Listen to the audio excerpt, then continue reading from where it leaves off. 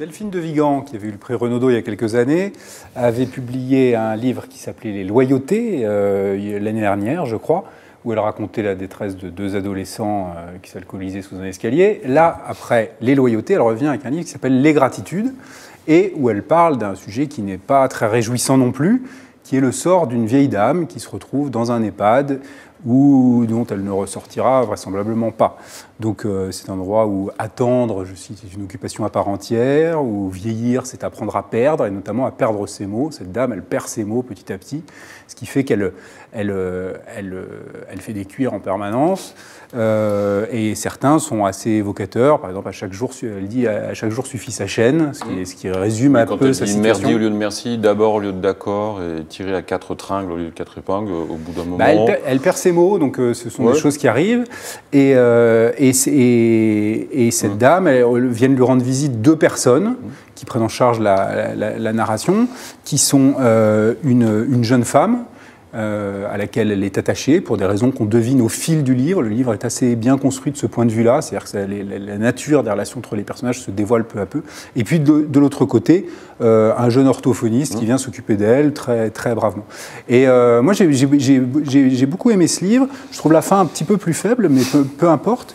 J'ai beaucoup aimé ce livre parce que elle arrive à attraper un sujet qui est vraiment très préoccupant aujourd'hui, qui est le sort des personnes âgées qu'on abandonne dans des EHPAD, et elle arrive à le traiter. C'est pas une assistance sociale pour autant, Delphine de Vigan. C'est-à-dire que un peu quand même. Ben non, parce qu'elle arrive à traiter son sujet sans excès de pathos, d'une manière très sobre.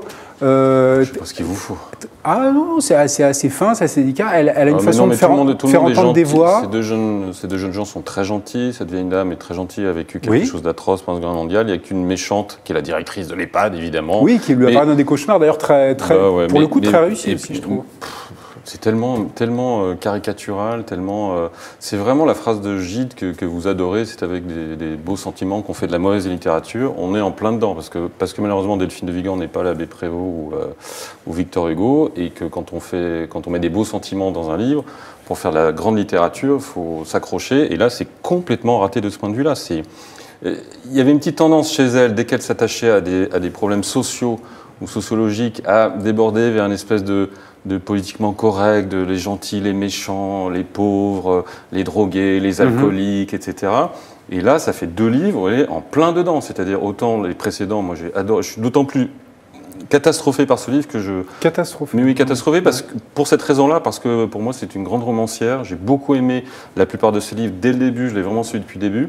Et là, ça fait 2 livres, Les Loyautés déjà, petite alerte, et là celui-là qui consiste grosso modo en un grand dialogue, il n'y a que des dialogues, il n'y a quasiment pas de récit, mais formellement c'est que du dialogue, avec ces jeux de mots à 3 balles en permanence qui fatiguent la littérature, parce que c'est ce qu'on fait dans un journal, des jeux de mots, on aime bien en faire, mais quand c'est pendant 150 pages, Figaro, un mot pour un autre, l'Obs aussi, c'est beaucoup plus sérieux. En jeu de mots. Dieu soit loué, François Reynard, Delphine de Thon, etc. Bon, bref. Mais ça ne fait pas de la littérature, ça fait sûrement des articles, mais ça ne fait pas de la littérature, et ce livre ne relève pas de la littérature. Pour moi, c'est vraiment du bon sentiment. Ces 2 jeunes gens sont très gentils, sont très aimables, vont accompagner cette vieille dame, et on touche un problème de société très grave, etc. Mais ça ne fait pas un livre, ça ne fait pas la littérature au niveau de ce que fait d'habitude Delphine de Vigan, qui est bien au-delà de ça d'habitude. Alors que ça ne soit pas le meilleur livre de Delphine de Vigan, nous sommes d'accord. Je pense que la grande littérature, elle s'en est approchée, à mon avis, avec Rien ne s'oppose à la nuit, qui était le portrait de sa mère, avec une enfance très difficile avec sa mère.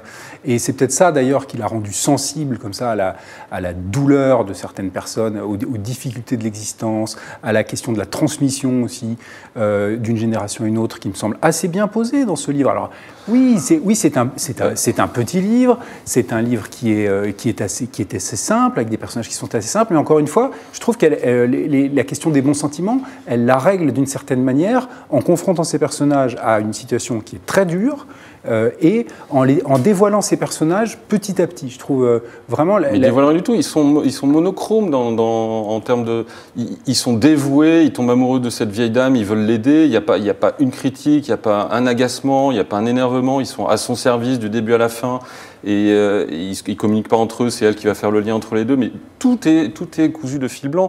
Et pardon, mais Mais la douleur qu'éprouve cette femme, cette jeune femme, quand elle vient voir la vieille dame et qu'elle se rend compte à quel point cette vieille dame est en train de diminuer, c'est quelque chose qu'on éprouve quand on va dans un hôpital. Bien sûr. Et mettre on des éprouve, mais ça en fait pas. Mettre des mots là-dessus, c'est pas évident. Et je trouve qu'elle y arrive plutôt bien, vraiment. Mais justement sur la souffrance, d'un rapport générationnel, vous avez fait une interview, je crois, de Clémentine Autain.